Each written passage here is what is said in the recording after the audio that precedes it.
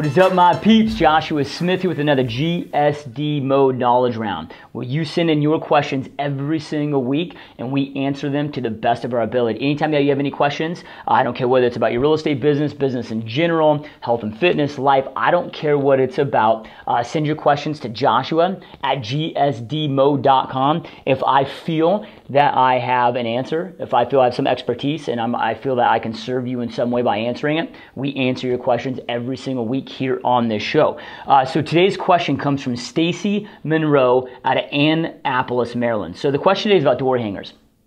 Number one, do you recommend door hangers and what do you put on them? So those of you, I get reached out to almost daily about door hangers from agents all over the planet because you've heard me on webinars in the past or podcasts in the past talking about them. You know, I used to do 50,000 door hangers a month, 50,000 mail pieces every single month. So I know that I'm known for that in the past. Today, I do not do any door hangers and I do not do any mailers. Why?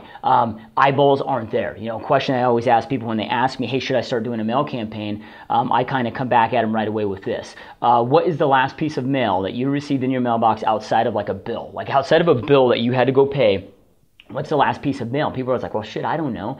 So we've got to understand that our consumer's no different than us. Where's people's eyeballs? Right here. So if I'm going to do one, because I get a lot of clients, a lot of people that like, look, dude, I still want to do it. I believe them. Okay, cool. If you're going to do a door hanger or if you're going to do a direct mail piece, they're really the same thing. The only difference is one goes in the mailbox, one they're forced to take it off their door.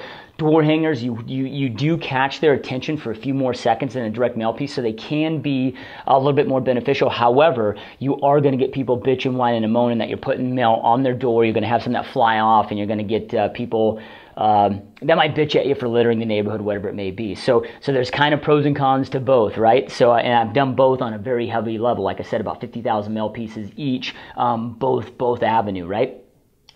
So what does a door hanger or a direct mail piece need to do, at least in my opinion? I believe you got 2 seconds, right? You got 2 seconds from, countertop to trash can. So what are you going to do in 2 seconds to catch their attention? There's 3 things that I think every single direct mail piece or door hanger needs. Number 2 are 2 guarantees, right? Like some form of new guarantees, so mine currently right now are your home sold in 59 days or less guaranteed, or I buy it. So that may be a guarantee. Now, maybe you don't want to offer that. Maybe you don't want to go out there and offer how I buy your home guarantees, whatever it may be. When I first started, it was your home sold in 59 days or less, or I pay $1,000. How did I structure those guarantees? Where sold, the definition of sold was pending. I had stipulations. They had to price it where I said. They had to have a lockbox. The home had to be showable, blah, blah, blah. I had about 10 bullet points that they had to follow. Definition of sold was pending, so that means it had to go under contract within 59 days or less, but they had to list it at my recommended list price as well. If I didn't, let's say it went into day 61 or day 62, that $1,000 isn't me just stroking a $1,000 check or going and getting $1,000 out of the ATM right now. It would be I discount my commission $1,000 at close of escrow upon a successful close of escrow. So it really minimizes your risk. Maybe it's at your home sold in 59 days or less, or I sell it for free. Got to remember, dude, hype marketing's over. Like, people don't give a shit about you. Like, as cool as you think you are, and dude, I think you're cool too, right? But people don't. The consumer doesn't give a shit about how cool you are, how you're number one there. They don't care. It's what is in it for me. So I want to show them 2 big guarantees and 1 other call to action. That's what's in it for them, right? So none of this is about me. It's not, oh, Josh, number 1, da-da-da-da-da. So number 1 is a big guarantee like that. Number 2, the other guarantee that I offer. So the first guarantee is always financial. Like how am I backing up and guaranteeing that I'm going to sell your house? Number 2 is always geared toward the biggest pain or the biggest concern that home sellers have, which is being stuck into a long-term contract with an agent who overpromises and underdelivers. It's been the number 1 concern for home sellers about 17 years straight, according to NAR. So I do what's called a one-day listing agreement. So it'll be your home sold guarantee. We buy it. The next one will be home with a 1-day listing agreement. If after 24 hours your home being on the MLS, if you're not 100% happy, you can fire us at any time. Like, we don't believe in contracts, we believe in accountability, right? So I want to show them that I'm putting my money where my mouth is as far as getting the job done. But then I also want to show them that, hey, we're going to, any concerns that you have, I'm eliminating those because I don't believe in contracts. I believe in accountability. And if I'm not doing my job, you're in control. You're the boss. I work for you. You can fire me. So I need to portray that message in a very big, bullet pointed out way so they get it. Lastly, the call to action. So that might be call today. However, who wants to pick up the frickin' phone today? What I want to do today, you guys, is I want to drive them to a website. Why do I want to drive them to a website? When I drive them to a website, I have an opportunity now to get people into my list that wouldn't have been in my list. So even though it's not a call me today, a hardcore call to action, it might just be a 100% free home valuation within seconds online. Click here. The cool thing about driving them to any website is even if they don't register, and you got to understand most won't. So even on a website like this, once they see a pop-up that they have to enter their name, number, and email, or whatever it may be, or even just a name and an email, the vast majority are going to click out. But what you can do with retargeting pixels today is if they go into your website, boom, whether they register or not, now we've memorized their cookies in their computer with different marketing that you can do, let's say with a Facebook retargeting pixel, and then now you can follow them around. So when they're on Google, when they're on YouTube, when they're on Facebook, you can strategically then follow them around with other ads that you can do. So I'm not as interested about getting this to ring anymore as I am to get them onto a website, because I know that's how people are doing their due diligence today to see if they want to work with me. So then I can